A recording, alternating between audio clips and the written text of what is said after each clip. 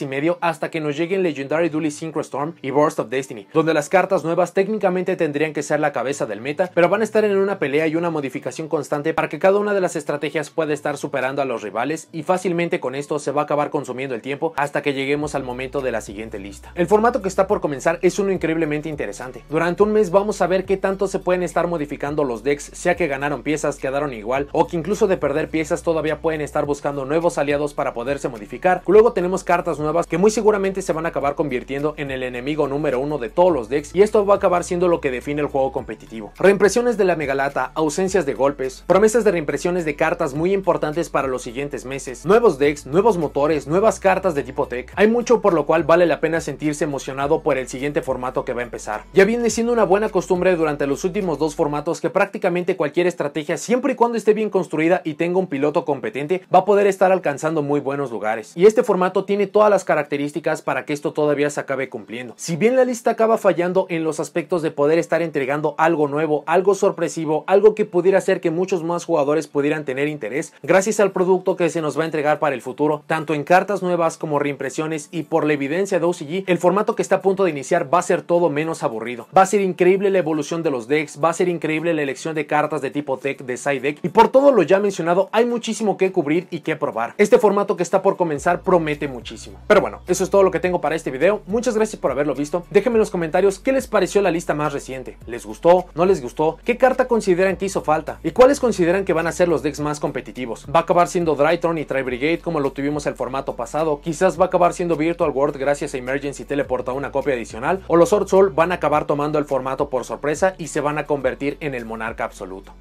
Si llegaron hasta aquí, déjenme me gusta, suscríbanse, activen la campanita para saber cuando subo nuevos videos y nos vemos en la siguiente.